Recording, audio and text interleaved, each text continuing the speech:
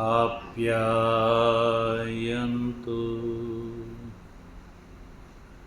ममाङ्गानि वाक् प्राणश्चक्षुः श्रोत्रमथो बलमिन्द्रियाणि च सर्वाणि सर्वं ब्रह्मोपनिषदम्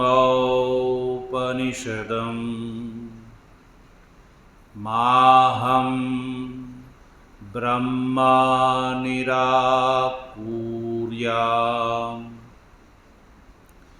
मा ब्रह्मा निराकरोदनिराकरणमस्त्वा निराकरणं मेस्तु तदात्मनि निरते य उपनिषत्सु धर्मा स्ते मयि सन्तु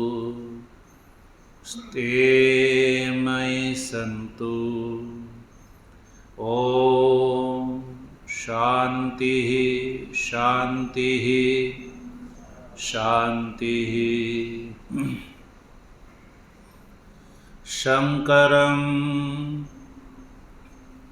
शङ्कराचार्यं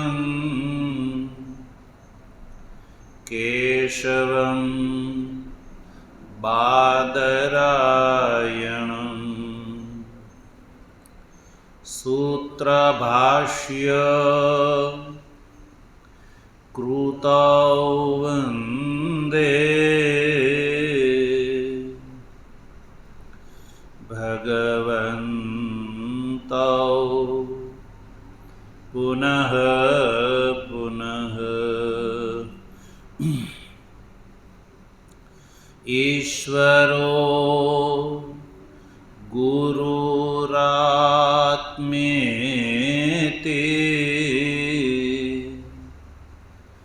मूर्तिभेद विभागिने व्योमवद् व्याप्तदेहाय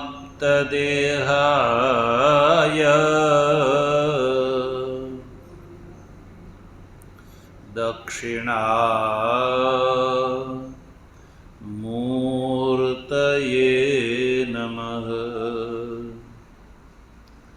ॐ शान्तिः शान्तिः शान्तिः।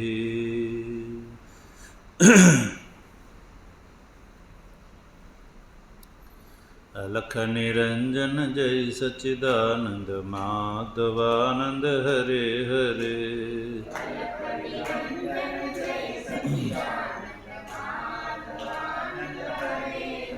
हे अलख निरंजन जय सच्चिदानंद माधवानंद हरे हरे।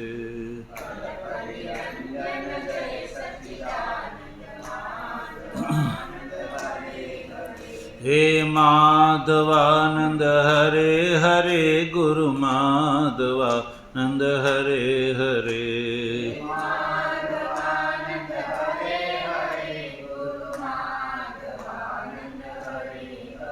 हे माधवानंद हरे हरे गुरु माधवानंद हरे हरे।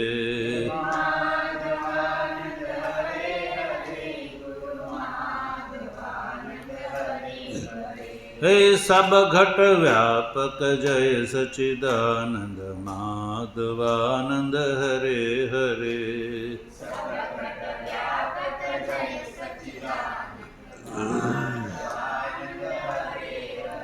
हे घट घट व्यापक जय सच्चिदानंद माधवानंद हरे हरे।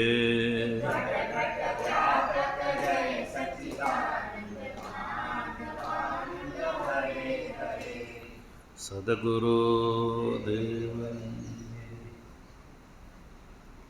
તત્વ જિજ્ઞાસુ સજ્જનો, ભગવાનની પરમાનુકંપાથી ચાતુર્માસના પવિત્ર સમયમાં સાયંકાલીન સત્રમાં સામવેદીય છાંદોગ્ય ઉપનિષદના ચતુર્થ અધ્યાયના 4 થી 9 ખંડમાં ઉપલબ્ધ સત્યકામ જાબાલ વિદ્યાનો આપણે શાંકર ભાષ્ય સહિત સ્વાધ્યાયાત્મક વિચાર ગઈકાલે પ્રારંભ કરી ચૂક્યા.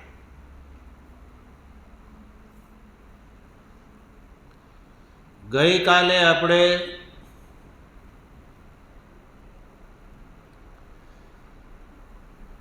એ જાણ્યું કે આ જે સત્યકામ જાબાલ વિદ્યા છે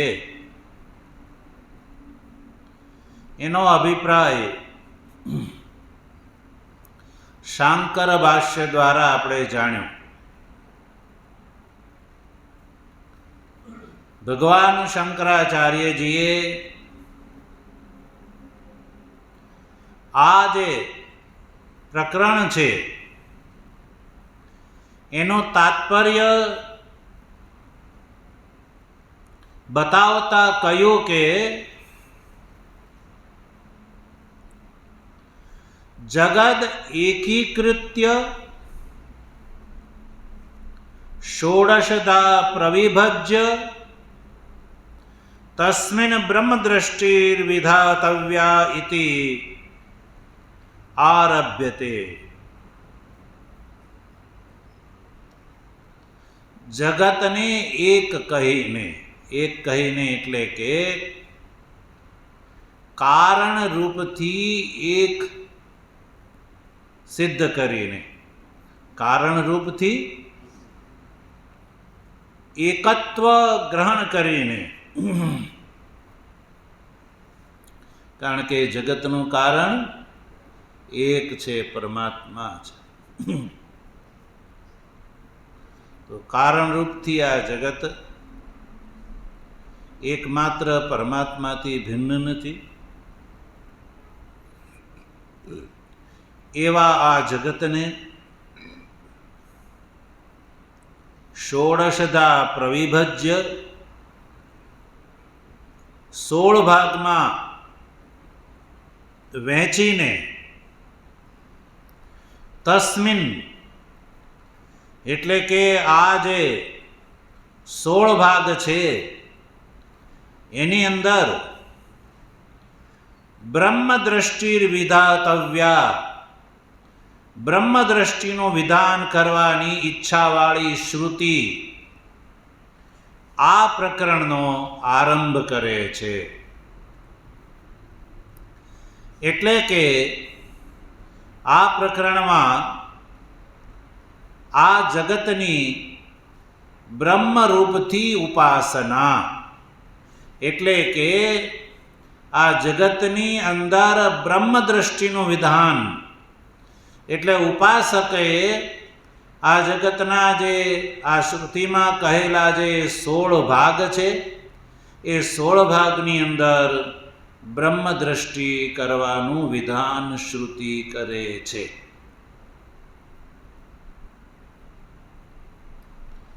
એ આ વિદ્યાનું તાત્પર્ય છે. જગતની બ્રહ્મદ્રષ્ટિથી ઉપાસના, એટલે આ જગત જગત નથી પણ બ્રહ્મ છે. કારણ રૂપથી બ્રહ્મ તો છે જ. પણ એ વાતને સમજવા માટે ઉપાધિની અંદર બ્રહ્મદ્રષ્ટિનું વિધાન શ્રુતિ આ વિદ્યામાં કરે છે. સારું, તો પછી તસ્મિન બ્રહ્મદ્રષ્ટિ રેવ વિધીયતામ કિમિતિ આખ્યાયિકા પ્રણીયતે. તો એ પ્રશ્ન ઊભો થાય કે શ્રુતિ જગતની અંદર બ્રહ્મદ્રષ્ટિનું વિધાન કરવા માગે છે, તો પછી જગતની અંદર બ્રહ્મદ્રષ્ટિનું જ વિધાન કરો ને. પણ આ પ્રકરણનો પ્રારંભ તો આખ્યાયિકાથી કરવામાં આવે છે, તો આખ્યાયિકા શા માટે? જે વાત કરવાના છો એ જ કરો ને. વાર્તા શા માટે? બ્રહ્મદ્રષ્ટિનું વિધાન કરવો છે તો શ્રુતિએ બ્રહ્મદ્રષ્ટિનું વિધાનથી જ પ્રારંભ કરવો જોઈએ. પણ શ્રુતિ આખ્યાયિકા બતાવે છે. આખ્યાયિકા એટલે વાર્તા, કહાની. એ કહાની બતાવે છે, કહાનીના માધ્યમથી આ વાત કરે છે. તો એ આખ્યાયિકા શા માટે? તો ભાષ્યકારે એનું તાત્પર્ય સ્પષ્ટ કર્યું કે શ્રદ્ધા તપસોર બ્રહ્મ ઉપાસનાંગત્વ પ્રદર્શનાય આખ્યાયિકા. બ્રહ્મ ઉપાસનાના શ્રદ્ધા અને તપ એ અંગ છે. એ ઉપાસકને એનો બોધ થાય. સર્વપ્રથમ ઉપાસકને એ બોધ થાય કે મારે આ જે ષોડશધા પ્રવિભક્ત જે જગત છે એની અંદર બ્રહ્મદ્રષ્ટિથી ઉપાસના કરવી છે, તો પહેલાં મારે મારા જીવનની અંદર શ્રદ્ધા અને તપને વિકસાવવા જોઈએ. એ આ આખ્યાયિકાથી ખબર પડે છે. શ્રદ્ધા અને તપ બ્રહ્મની ઉપાસનાના અંગ છે, એ બતાવવા માટે આખ્યાયિકા છે. એટલે શ્રુતિ આખ્યાયિકાનો આશ્રય લઈને આ જે 16 ભાગમાં પ્રવિભક્ત જે જગત છે એની અંદર બ્રહ્મદ્રષ્ટિનું વિધાન કરે છે. તો બસ સીધું તો હવે આખ્યાયિકામાં આપણે પ્રવેશ કરીએ. શ્રુતિ શું કહે છે આખ્યાયિકાના માધ્યમથી જો, તો સર્વપ્રથમ આપણે પ્રથમ કંડિકામાં પ્રવેશ કરીએ. તો આ 2 વાત ધ્યાનમાં રાખવાની કે આ પ્રકરણમાં જગતના 16 ભાગ કરી અને આ જગતની અંદર બ્રહ્મદ્રષ્ટિનું વિધાન શ્રુતિ કરે છે. અને આખ્યાયિકા એટલા માટે બતાવે છે કે શ્રદ્ધા અને તપ બ્રહ્મની ઉપાસનાના અંગ છે, એ પ્રદર્શિત કરવા માટે. તો જોઈએ આખ્યાયિકા જો. અથ ચતુર્થ અધ્યાયસ્ય ચતુર્થ ખંડઃ સત્યકામો જાબાલો જબાલામ માતરમામંત્રયાન ચક્રે બ્રહ્મચર્યમ ભવતી વિવત્સ્યામિ કિં ગોત્રો ન્વહમસ્મીતિ. તો આ પ્રથમ આ જે પ્રકરણની નું પ્રથમ ખંડ અધ્યાયક્રમથી ચતુર્થ ખંડ, ચતુર્થ ખંડથી આખ્યાયિકાનો પ્રારંભ થાય છે. એટલે સર્વપ્રથમ આ ખંડની અંદર જે પહેલી કંડિકા છે એનું આપણે ઉચ્ચારણ કર્યું.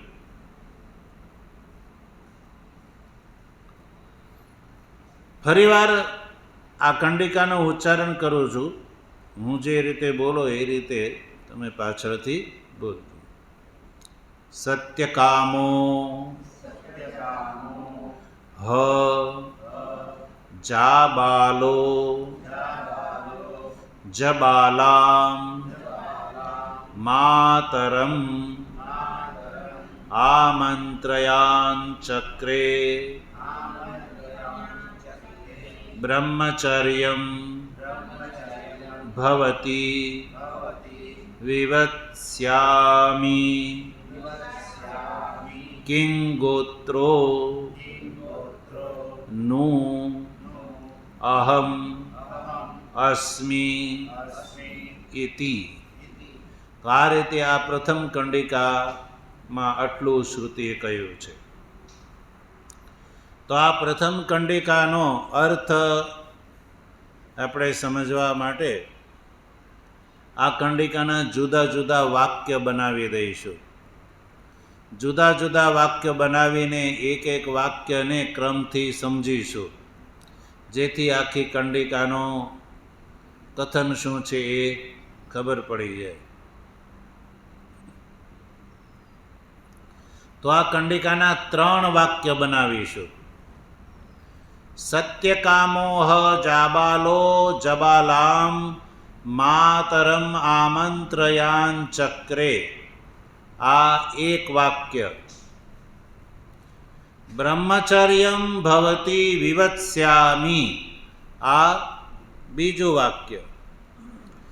કિં ગોત્રો નું અહમ અસ્મિ ઇતિ, આ ત્રીજું વાક્ય. આમ આ જે કહાનીના સત્યકામની જે આ વાર્તા છે, આખ્યાયિકા છે, એનો પ્રારંભ શ્રુતિએ કર્યો. તો આ કંડિકાની અંદર જે આખ્યાયિકાનો અંશ છે એના આપણે 3 વાક્યો બનાવ્યા. તો પહેલું વાક્ય છે સત્યકામોહ જાબાલો જબાલામ માતરમ આમંત્રયાન ચક્રે, એવું વાક્ય છે. તો સીધો અર્થ થાય છે જાબાલો એ સત્યકામનું ઉપનામ છે.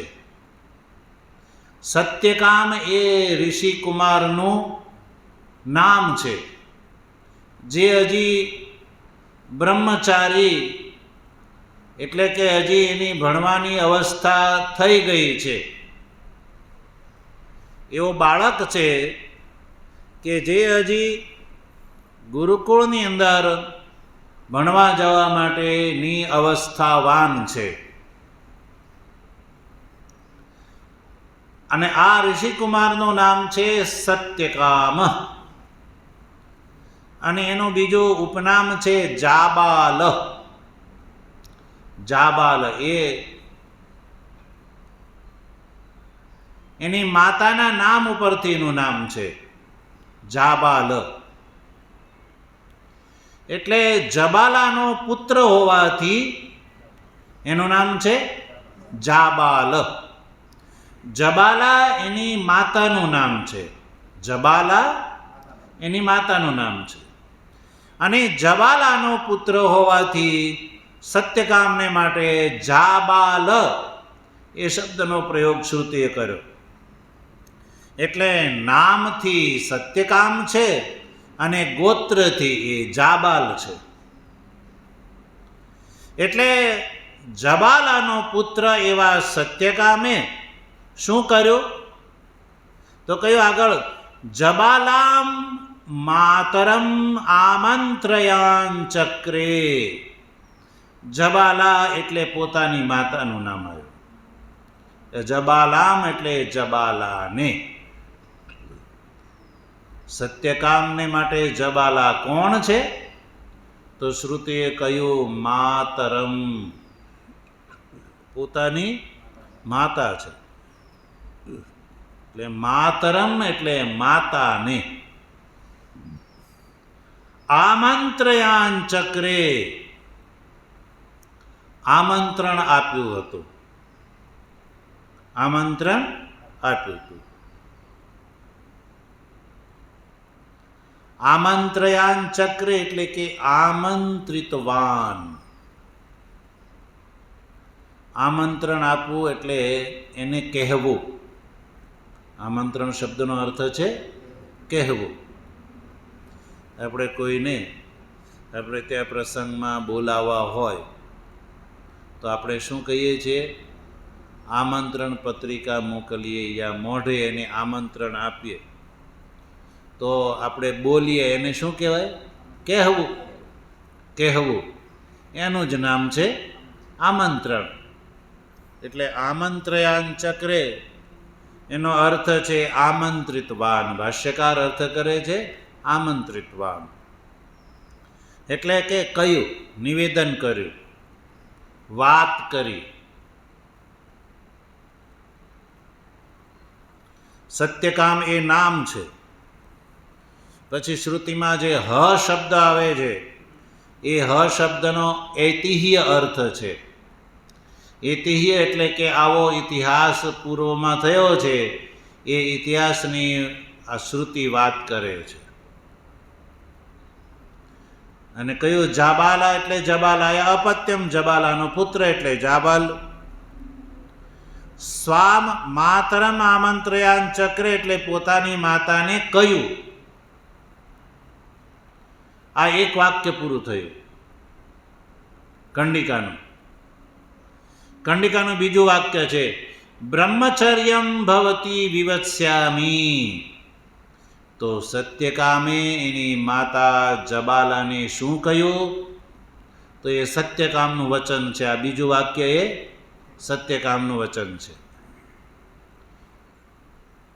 બ્રહ્મચર્યમ ભવતી વિવત્સ્યામી. આમાં 3 પદ છે. આ વાક્યમાં 3 પદ છે. એક બ્રહ્મચર્યમ, એક ભવતી અને ત્રીજું છે વિવત્સ્યામી. હવે આપણે એને ક્રમમાં બેસાડીએ તો ભવતી એ પ્રથમ બોલીશું. ભવતી બ્રહ્મચર્યમ વિવત્સ્યામી. ભવતી શબ્દ જે છે એની માતા માટે વાપરે છે. સત્યકામ એની માતાને માટે કહે છે ભવતી, એટલે કે આગળ ઉપર હે લગાડી દો. સંબોધન માટે હે શબ્દ આવે છે. હે ભવતી, માતા માટે ભવતી શબ્દનો પ્રયોગ છે. આપણે ત્યાં કોઈ બ્રહ્મચારી કોઈની ત્યાં ભિક્ષા લેવા જાય તો ભવતી ભિક્ષામ દેહી એવું બોલવાનું વચન છે. હે માતા ભિક્ષા આપો. તો ભવતી એટલે હે માતા. બ્રહ્મચર્યમ વિવત્સ્યામી. સત્યકામે એની માતાને જબાલાને કહ્યું કે હે માતા બ્રહ્મચર્યમ વિવત્સ્યામી, હું બ્રહ્મચર્ય પૂર્વક વાસ કરવા માંગુ છું. બ્રહ્મચર્યમ એટલે બ્રહ્મચર્ય પૂર્વક ગુરુકુળમાં હું વાસ કરવા માંગુ છું. બ્રહ્મચર્યમ, બ્રહ્મચર્યથી અભિપ્રાય છે. ભાષ્યકાર બ્રહ્મચર્યમ શબ્દનો અર્થ કરે છે યા કહો કે બ્રહ્મચર્ય પૂર્વક ગુરુકુળમાં વાસ કરવાનો પ્રયોજન, ઉદ્દેશ બતાવે છે. શ્રુતિમાં તો ખાલી એટલો જ કહ્યું કે બ્રહ્મચર્યમ વિવત્સ્યામી. શ્રુતિ તો સત્યકામનું આટલું જ વચન કહે છે, બ્રહ્મચર્યમ વિવત્સ્યામી. તો બ્રહ્મચર્ય વાસનો ઉદ્દેશ શું છે? ઉદ્દેશ અને ફળ. ઉદ્દેશ ફળ ભાષ્યકાર બતાવે છે. સ્વાધ્યાય ગ્રહણાય. સત્યકામ ગુરુકુળમાં જઈને બ્રહ્મચર્ય પૂર્વક વાસ કરવા શા માટે માગે છે? શું એને ઘરે કંઈ વાંધો છે? તો કે નહીં, સ્વાધ્યાય ગ્રહણાય. ભાષ્યકાર સત્યકામનો અભિપ્રાય જાણે છે. એટલે કહ્યું કે સ્વાધ્યાય ગ્રહણ કરવા માટે હે માતા હું ગુરુકુળમાં બ્રહ્મચર્યપૂર્વક વાસ કરવા માંગુ છું, એટલે કે વેદાધ્યયન કરવા હું જવા માંગુ છું. કહ્યું કે માતા મારે હવે વેદાધ્યયન કરવો છે, મારો જે આ સમય એટલે અવસ્થા છે એ હવે વેદાધ્યયન કરવા યોગ્ય થઈ ગઈ છે. એટલે હું વેદાધ્યયન કરવા માટે ગુરુકુળમાં વાસ કરવા માગું છું, એટલે કે જવા માગું છું. સ્વાધ્યાય ગ્રહણાય, સ્વાધ્યાય ભાષ્યકાર લખે છે સ્વાધ્યાય ગ્રહણાય એટલે સ્વાધ્યાયનું ગ્રહણ કરવા માટે. સ્વાધ્યાય એટલે સ્વાધ્યાય શબ્દ જે છે ઘણા બધા અર્થમાં વપરાય છે. એટલે જેના મનમાં સ્વાધ્યાય શબ્દનો એક જ પ્રકારનો અર્થ બેઠેલો હોય તો એ વ્યક્તિને સ્વાધ્યાય શબ્દ એની સામે જ્યારે વાપરવામાં આવે ત્યારે એ એક એના મનમાં જે બેઠેલા અર્થને જ એ ગ્રહણ કરવા લાગી જાય છે. તો સ્વાધ્યાયો અધ્યેતવ્ય, આ શતપથ બ્રાહ્મણનું આ જે શ્રુતિ વાક્ય છે એ વેદના માટે સ્વાધ્યાય શબ્દનો પ્રયોગ કરે છે. એટલે સ્વાધ્યાય શબ્દનો પ્રયોગ શેના માટે છે? વેદ માટે. એટલે સ્વાધ્યાયનો અર્થ થયો વેદ. હવે ગ્રહણાયનો અર્થ થયો કે વેદના અર્થનું ગ્રહણ, એટલે કે વેદાર્થ ગ્રહણ કરવા માટે, એટલે કે વેદનું અધ્યયન કરવા માટે. તો બ્રહ્મચર્યપૂર્વક ગુરુકુળમાં વાસ કરવાનો ઉદ્દેશ છે વેદાધ્યયન, અને ફળ છે વેદાર્થનો બોધ. વિવત્સ્યામિ, આગળ ત્રીજો શબ્દ છે વિવત્સ્યામિ, એટલે બ્રહ્મચર્યમ વિવત્સ્યામિ, બ્રહ્મચર્યપૂર્વક હું વાસ કરવા માગું છું. ક્યાં? જો વિવત્સ્યામિ શબ્દનો અર્થ છે વાસ કરવા માગું છું, તો પ્રશ્ન ઊભો થાય કે ક્યાં વાસ કરવા માગું છું? શ્રુતિમાં તો એ શબ્દનો પ્રયોગ નથી. શામાં ક્યાં વાસ કરવા માગું છું? શ્રુતિમાં તો વિવત્સ્યામિ શબ્દનો જ પ્રયોગ છે. તો ભાષ્યકારે એની પૂર્તિ કરી. આચાર્ય કુલે, શા માટે ક્યાં વાસ કરવા માગે છે? આચાર્ય કુલે વિવત્સ્યામિ, એટલે કે આચાર્યના કુળમાં હું જઈને વાસ કરવા માંગુ છું.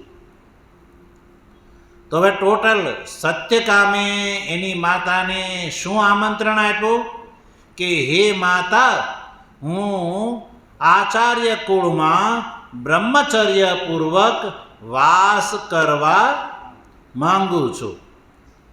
આચાર્ય કુળમાં વેદાધ્યયન કરવા માટે હું વાસ કરવા માંગુ છું. તો સારી વાત છે. એની માતા કહે કે વાંધો નહીં બેટા, જા બ્રહ્મચર્યપૂર્વક વાસ કર અને વેદાધ્યયન કર. પણ એની માતા જે છે એ આ કથનનો અભિપ્રાય હજી સમજી નથી કે સત્યકામ એની માતાને આવું શા માટે કહે છે. તો સત્યકામ જાબાલની એ ખબર છે કે હું જ્યારે ગુરુકુળમાં જઈશ, ગુરુકુળમાં હું જઈશ ત્યારે આચાર્ય જે છે એ સર્વપ્રથમ મારા ગોત્ર અને કુળ વિશે પૃચ્છા કરશે. શું કરશે? ગોત્ર અને કુળ વિશે પૃચ્છા કરશે, પૂછશે. સર્વપ્રથમ ગુરુજીએ પૂછે કે તારું ગોત્ર બતાવ અને તારું કુળ બતાવે. હવે કુળ અને ગોત્ર એ સત્યકામને ખબર નથી. ભાષ્ય ટીકાકાર લખે છે, આચાર્યો હિ માણવકમ ઉપનયતે વિજ્ઞાત કુલ ગોત્રમ એવ ઇતિ મન્વાનઃ પૃચ્છતિ. ભાષ્ય ટીકાકાર આનંદગીરીજી સત્યકામ જાબાલનો અભિપ્રાય બતાવે છે કે સત્યકામ જાબાલને એ ખબર છે કે આચાર્ય એવા માણવકને ઉપનયન સંસ્કાર કરે છે કે જેનું કુળ વિજ્ઞાત હોય અને જેનું ગોત્ર વિજ્ઞાત હોય. એટલે સત્યકામ જાબાલને પોતાના કુળની અને ગોત્રની ખબર નથી. એટલે એ એની માતાને પૂછે છે, કિં ગોત્રોનું અહમ અસ્મિ ઇતિ. એની માતાને પૂછે છે કે હે માતા, આચાર્ય મને કુળ અને ગોત્રનો બોધ કર્યા વગર ઉપનયન સંસ્કાર મારા નહીં કરે. એટલે તું મારું કુળ શું છે અને મારું ગોત્ર શું છે એ બતાવ. કિમ ગોત્રો અહમ, હું કયા ગોત્રમાં ઉત્પન્ન થયો છું. કિમ ગોત્રોનું અહમ અસ્મિ, હું કયા ગોત્ર વાળો છું. આવું સત્યકામ જાબાલે એની માતાને પૂછ્યું. કિમ ગોત્રો અહમ. ભાષ્યકાર લખે છે, અહમ કિમ અસ્ય મમ ગોત્રમ, મારું ગોત્ર કયો છે. સો અહમ કિમ ગોત્રોનું અહમ અસ્મિ, હું કયા ગોત્ર વાળો છું. કારણ કે કુળ અને ગોત્ર જાણ્યા વગર હું જો ગુરુકુળમાં જઈશ તો ગુરુજી છે મને ઉપનયન સંસ્કાર નહીં કરે, અને ઉપનયન સંસ્કાર વગર છે એ વેદાધ્યયનનો અધિકાર પ્રાપ્ત થતો નથી. એટલે પ્રાચીન વૈદિક કાળમાં બધાને માટે ભણવાની વ્યવસ્થા હતી. આ આપણા વેદોથી નક્કી થાય છે. જે લોકો આપણી આ વૈદિક પરંપરાને નથી જાણતા, યા જાણે છે છતાં નથી જાણતા એવો ડોળ કરે છે, એવા લોકો આજે એવું કહે છે કે ભારત દેશ તો અશિક્ષિત છે, ભારતની પોતાની કોઈ શિક્ષા નથી. એટલે અત્યારે હાલત એ જ છે. આપણે બધા યા ભારત દેશવાસી લોકો જે છે એ પોતાની શિક્ષાને છોડીને વૈદેશિક શિક્ષાની અંદર એટલા આકંઠ ગળા ડૂબી ગયેલા છે કે એને પોતાની જે ભારતીય પારંપરિક શિક્ષા કઈ હતી એ ખબર જ નથી. હવે આ જે સામવેદની આ જે છાંદોગ્ય ઉપનિષદ છે, તો સામવેદ શ્રુતિ જે છે એ આ સત્યકામ જાબાલની જે આખ્યાયિકા બતાવે છે, તો એ ક્યારે આ સત્યકામ જાબાલની ઘટના થઈ એને માટે આપણે ત્યાં કોઈ કાળ છે નહીં. બલકે એમ કહો કે આ વેદ જે છે એ તો આપણે ત્યાં નિત્ય માનવામાં આવે છે. એ કોઈ મનુષ્ય દ્વારા રચેલા નથી. પુરાણ છે, મહાભારત છે, રામાયણ છે, યા અન્યાન્ય જે છે રઘુવંશાદી કાવ્ય છે, એની જ્યારે વાત આવે કે આવા ગહન સુંદર અને રહસ્યથી ભરપૂર એવા ગ્રંથો કોણે રચ્યા છે, તો પુરાણની વાત આવે તો તરત આપણે કહીશું કે એના રચયિતા છે આચાર્ય વ્યાસ. મહાભારતની રચના કોણે કરી? તો આપણે કહીશું કે વ્યાસજી મહારાજે. રઘુવંશ, મેઘદૂતાદિ જે કાવ્યો છે એની રચના કોણે કરી? તો શું કહીશું?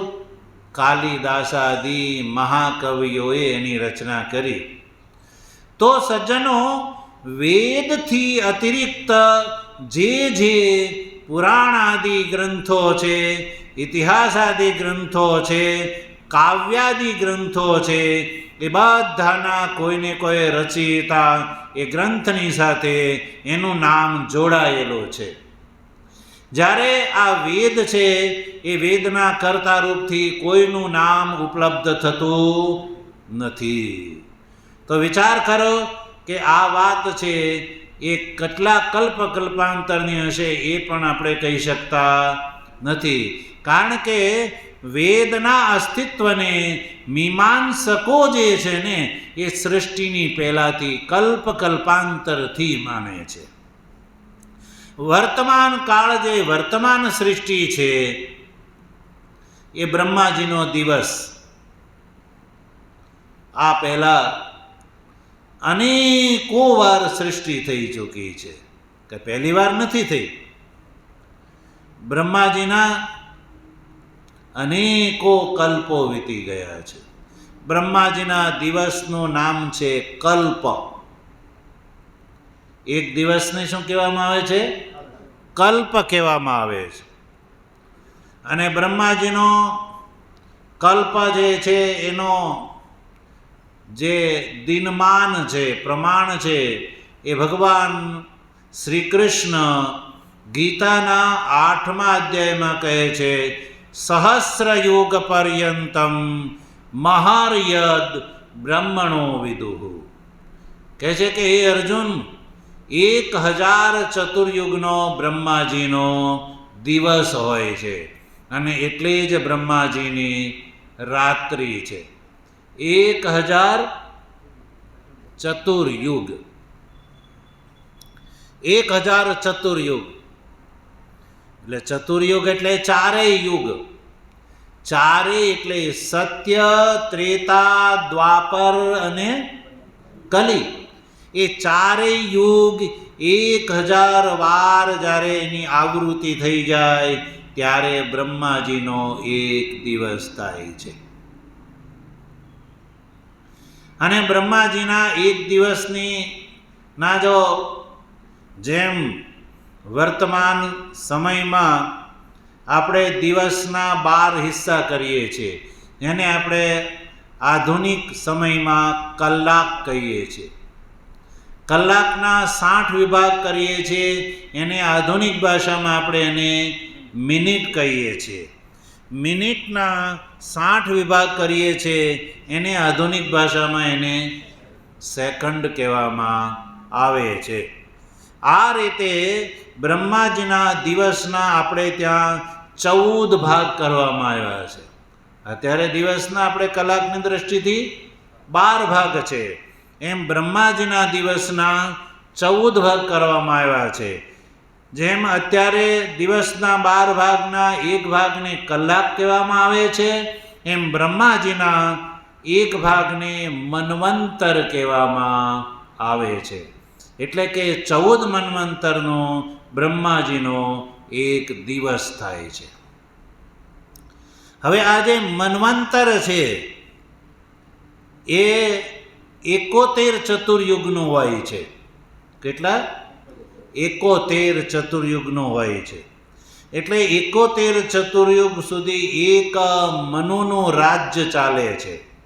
મનુ, આચાર્ય મનુનું રાજ્ય ચાલે છે. સૃષ્ટિના પ્રારંભમાં આપણે પૌરાણિક કથા સાંભળીએ છીએ ત્યારે આપણે જાણીએ છીએ કે મનુ અને શત્રુપાની સૌથી પહેલાં ઉત્પત્તિ થઈ ગણાય છે પુરાણોમાં. મનુ અને શત્રુપા. અને આપણે મનુ અને શત્રુપાના સંતાન હોય એટલે આપણે માનવ છીએ, માનવો છીએ યા મનુષ્ય છીએ. પણ જે લોકોને એ વાતનો ભેદ ખબર નથી એ પોતાને આદમી કહે છે. શું કહે છે? આદમી. પણ ક્યારે ખબર નથી કે આ આદમી શબ્દ શું છે. આદમી શબ્દ બોલીએ છીએ ને, તો આદમી કોણ છે? જે પોતાને આદમના પુત્ર માને છે એ આદમી છે. યાદ રાખજો. જે લોકો એમ કહે છે કે અમે આદમ અને હવ્વાથી પેદા થયા છીએ. શેનાથી? આદમ અને હવ્વાથી. તો એ પોતાને આદમી કહે છે. તો શબ્દ પ્રયોગ કરતી વખતે આપણે શબ્દનો બોધ હોવો જોઈએ. આપણે આદમી નથી, આપણે મનુષ્ય છીએ. શું છીએ? એટલે હવે જ્યારે શબ્દ પ્રયોગ કરો ત્યારે ધ્યાન રાખવું. આપણે આદમના પુત્ર, જે લોકો આદમના પુત્ર છે એ તો બહારથી આવેલા છે. આદમની ઉત્પત્તિ ક્યાંથી આપણે જાણતા નથી. પણ કદાચ ક્યાંય રણ રેગિસ્તાનમાં થઈ હશે, એના વિશે આપણે ત્યાં કોઈ પ્રમાણ નથી. એટલે આપણે પોતાને કહીએ કે અમે માનવ છીએ યા મનુષ્ય છીએ, એટલે મનુના પુત્રો છીએ. તો મનુનું આયુષ્ય 71 ચતુર્યુગનું, અને એમાં 7 ઋષિ બદલાઈ જાય, ઇન્દ્ર બદલાઈ જાય છે. ભાગવતની અંદર તમે જોશો ને તો મનુની કથા આવે છે. અને અત્યારે 7મું મન્વંતર ચાલે છે. બ્રહ્માજીના દિવસનું 7મું મન્વંતર ચાલે છે. 14 મન્વંતર જ્યારે થશે ત્યારે બ્રહ્માજીનો આ શ્વેત વારાહ કલ્પ નામનો દિવસ પૂરો થશે. તો 71 ચતુર્યુગ, 7મો આ મન્વંતર જે છે 7મા મન્વંતરના હોય એમાં અત્યારે 28મો ચતુર્યુગ ચાલે છે. 28મા ચતુર્યુગના સત્ય, ત્રેતા, દ્વાપર વીતી ગયા અને 28મા ચતુર્યુગનો કલયુગ ચાલે છે. વિચાર કરો, આ કાળની ગણતરીના અંદર આવી જાય છે. આ સામવેદની રચના આ કોઈ કાળની ગણતરીમાં આવતી નથી. અને આ ગણતરી કોઈ કપોલ કલ્પિત નથી હો, યા કોઈ કોરી કલ્પના નથી. વર્તમાન આધુનિક સમયમાં આર્કિયોલોજીકલ વિભાગ ને કોઈ પ્રાચીન વસ્તુ મળે તો એ વસ્તુ કેટલી પ્રાચીન છે, કેટલા હજાર વર્ષ પહેલાંની છે, એ જે પ્રક્રિયાથી એ નક્કી કરે છે કે આ વસ્તુ કેટલી જૂની છે. એ જ પ્રક્રિયા, આપણે નવી કોઈ નહીં, વર્તમાન કાળમાં જેને પ્રમાણભૂત માનવામાં આવે છે એવી આર્કિયોલોજીકલ વિભાગની જે પરીક્ષણ પ્રમાણે આ જે પૃથ્વી જે છે એ પૃથ્વી, માનો ડુંગળીની જેમ આપણે પૃથ્વીને માની લઈએ, ડુંગળીનો ગોળો અને પૃથ્વીનો ગોળો. તો ડુંગળીના ગોળાના 2 ભાગ કરવામાં આવે ઉપરથી નીચે તરફ, તો તમે જોશો તો એની અંદર તમને અલગ અલગ પડ જોવા મળશે અને વચ્ચે એક દાણો જોવા મળશે અને દાણાની ઉપર અનેક, એકથી બીજું, બીજાથી ત્રીજું, ત્રીજાથી ચોથું, આ રીતે પડ જોવા મળશે. અને પળથી એ ખબર પડી જાય છે કે આ ડુંગળીને એના વિકાસ થવામાં કેટલો સમય લાગે છે.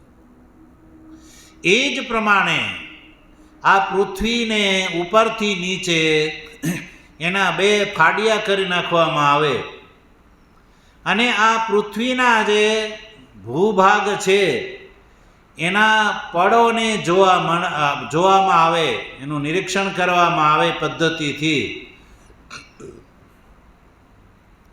તો આ જે પરિગણના છે ને એની સાથે મેળ ખાઈ જાય.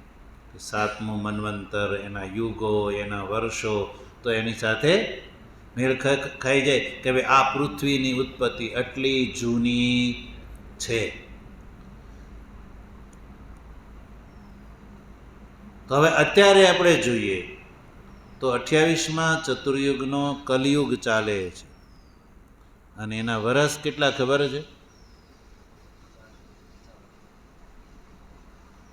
4 યુગોના 43,20,000 વર્ષ.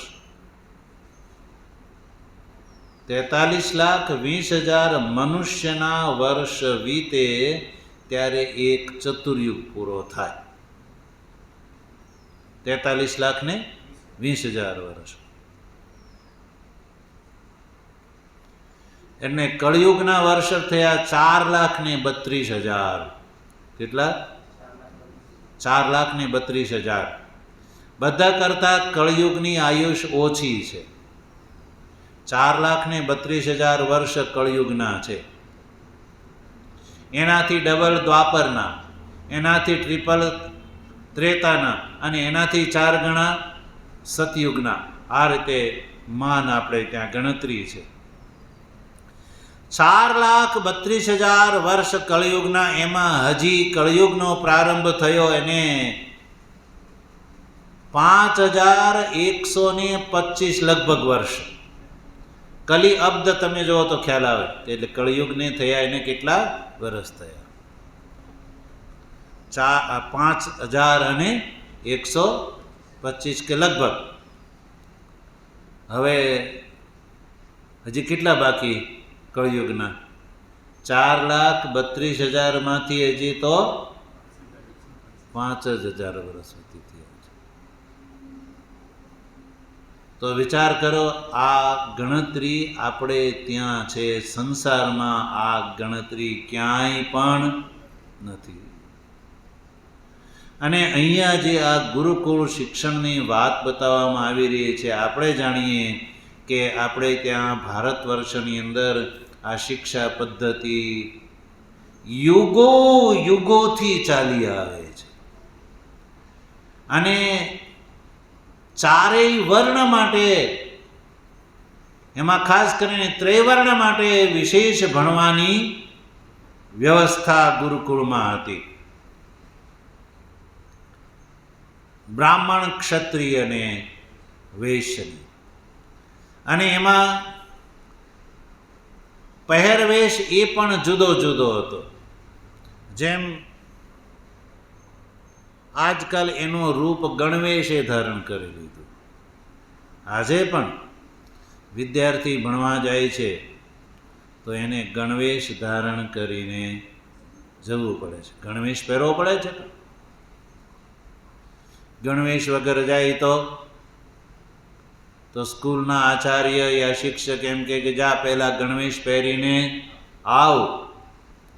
ગણવેશ પહેરવાથી જે અન્ય લોકો છે એને ખબર પડે કે આ વિદ્યાર્થી છે.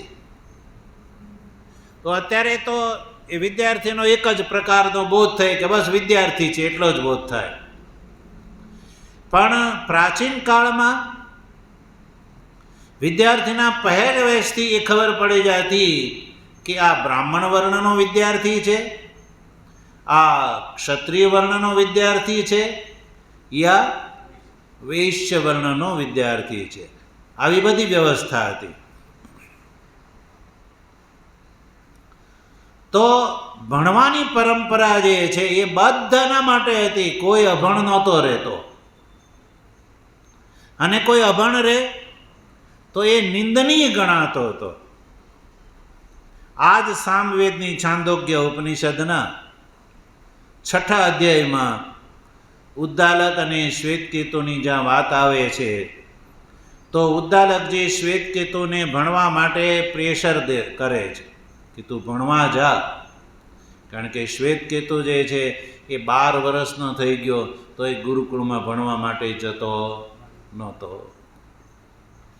એકવાર એના પિતાજી એને બહુ કડવી વાત કહી કે હે સૌમ્ય, નવી અસ્મત કુલીનો અનઅનુચ્ચ બ્રહ્મબંધુ રીવ ભવતી, કે જો તું ભણવા નહીં જા તો તું આપણા કુળમાં બ્રહ્મબંધુ કહેવાઈશ. શું કહેવાઈશ?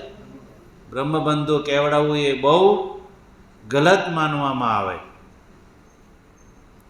એટલે બીજા બ્રાહ્મણોને પોતાના સગા સમજે, ન સ્વયં બ્રાહ્મણ વૃત્ત ન હોય. આજકાલ લોકો પોતાની હોશિયારી દેખાડવા એમ કે જો ફલાણા ફલાણા નેતા મારા સગા છે, એટલે એના પ્રભાવથી એ ઘણા કામ કઢાવી લે. પોતાની અંદર એ સામર્થ્ય હોતું, પણ સામર્થ્યવાનને પોતાનો સગો બતાવે છે.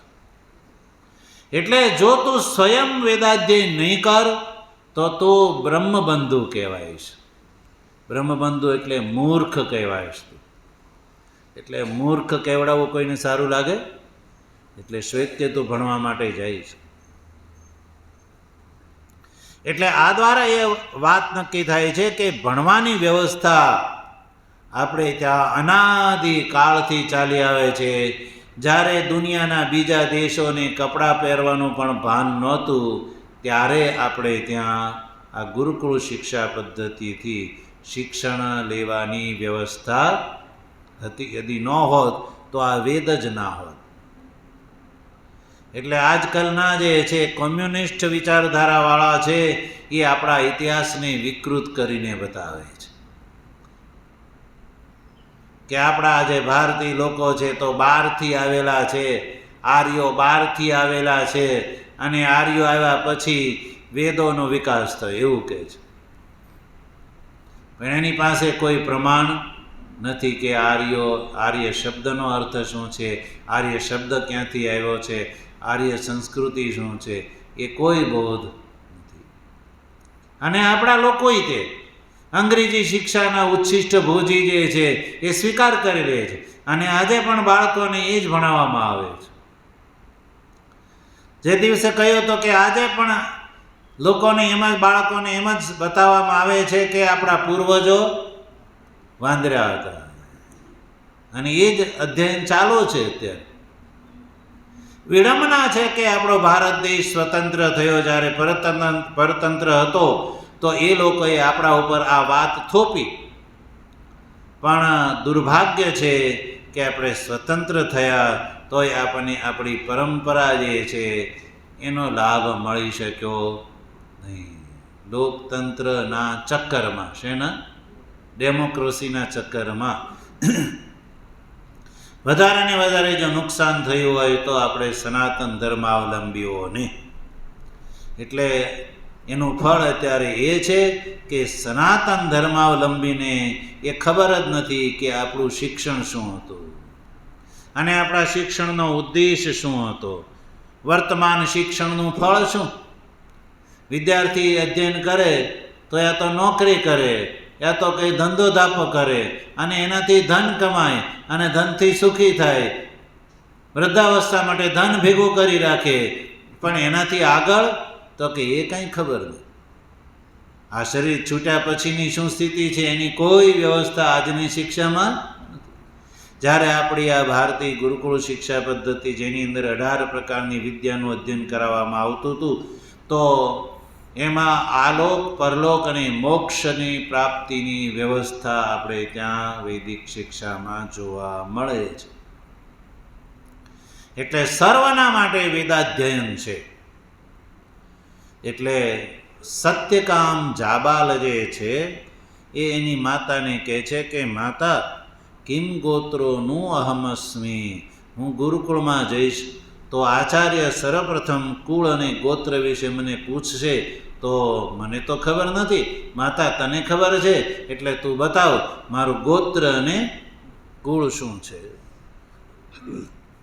તો અહીંયા આ પ્રથમ કંડિકા સમાપ્ત થાય છે. હવે એની માતા ગોત્ર અને કુળ વિશે જે વાત કરે છે એ આપણે બીજી કંડિકામાં જોઈશું. આજની આ જે છે કથા છે આપણે એને વિરામ આપીએ છીએ. ઓમ આપ્યાયન્તુ મમાંગાની વાક્ પ્રાણશ્ચક્ષુઃ શ્રોત્રમથો બલમિન્દ્રિયાણि ચ સર્વાણિ સર્વં બ્રહ્મોપનિષદં માહં બ્રહ્મ નિરાકુર્યામ મા બ્રહ્મ નિરાકરોદ નિરાકરણમસ્ત્વ નિરાકરણમ મેસ્તુ તદાત્મની નિરતે ય ઉપનિષત્સુ ધર્મા સ્તે મયિ સંતુ ઓમ શાંતિ શાંતિ શાંતિ. શંકરં શંકરાચાર્યં કેશવં બાદરાયણં સૂત્રભાષ્ય કૃતૌ વંદે ભગવन्तૌ પુનઃ પુનઃ. ઈશ્વરો ગુરુરાત્મેતિ મૂર્તિભેદ વિભાગિને વ્યોમવદ્ વ્યાપ્તદેહાય દક્ષિણામૂર્તયે નમઃ. ઓમ શાંતિ શાંતિ શાંતિ. સદગુરુ